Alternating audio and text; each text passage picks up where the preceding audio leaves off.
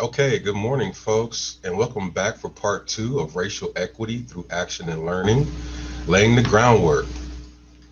My name is Rashad Davis, preferred pronouns he and his, and I'm with the City of Columbus. In part two, we'll be focusing on action and learning, tools to be utilized in shaping policies to help move the needle forward. So, we're kicking off this portion of our program with the word from American novelist, playwright, essayist, poet, and activist, Mr. James Arthur Baldwin. What you are about to see is content from an interview Mr. Baldwin that aired in 1969 on the Dick Cavett Show, after which we'll have a few reflections on the video, and then we'll prepare to hear from our next speaker.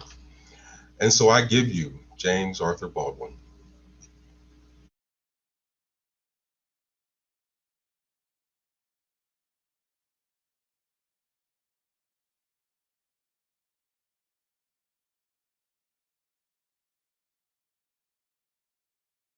So, in this interview, Mr. Baldwin posits several overarching themes to illustrate his point. The first of those themes is revealed early on in the interview as he introduces the notion of an intrinsic lack of optimism shared by African slaves and their descendants, referencing spirituals sung by slaves, but which also resonates with present day struggle for equity. So, this sobering reality he speaks to correlates with yet another theme as the interview approaches its epoch. Baldwin emphasizes the point of why the optimism Cabot seems to inquire about does not and has not existed. He suggests that optimism in the present, as it pertains to racial equity, would need to be informed by instances in America's history that are indicative of American morality.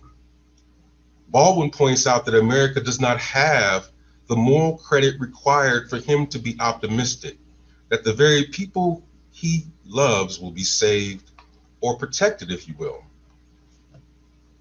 To accentuate this point, we see a slight transition in the interview where Baldwin seems to offer insight saying, and I quote, "Perhaps I don't want what you think I want." In his suggestive disposition, we hear hints of this desire for a free space to achieve self actualization. It is here that he seems to reference very appropriately that famous phrase from the Declaration of Independence describing the unalienable rights given to all human beings from birth, those being a man's or a woman's right to his or her own life, to his or her own liberty, and to the pursuit of his or her own happiness. And in doing so, and in so understanding that this speaks directly to a man's or woman's right to exist for his or her own sake. Robert L. Tsai is a professor of law at American University, Washington College of Law, and a prize winning essayist in constitutional law and history. Though he was born in Taiwan, he has always considered America his home. In the 2009 Working Papers publication, he references the works of American poet, social activist, novelist, playwright, and columnist Langston Hughes, The Ethics of Melancholy Citizenship. Tsai offers, and I quote, "a truly authentic membership." And here he's referencing the American example of democracy.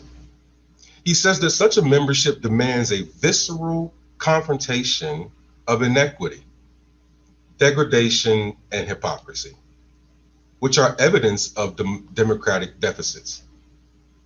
Sorrow, he says, fosters pensiveness or deep and serious thought, which is an essential attribute of citizenship. And in Langston Hughes' poem Call to Creation, he emphasizes this theme of shared pain as a basis for political community. Langston says, give up beauty for a moment. Look at harshness, look at pain, look at life again. Sy goes on to say that only in a tour of others' grief can one look at life again. Finally, Baldwin emphasized to Cabot that he has no interest in accusations. What he offers is a plea for the life of this country. And so I leave you with this. Professor Sy, in reflecting holistically on Langston's depiction of the American experiment, offers this, and I quote, "The individual who discovers wisdom in a people's anguish becomes remade in that process, no longer merely revealing the nature of things and warning of the future, but rather participating in self-governance. Such an individual has become newly sensitized to the plight of others and grateful for small miracles, though hardened in the ways of the world. Only then are they capable of improvisation and group action." So I want to thank you all for joining us today, and I encourage you to stand up for hope and continue to dream.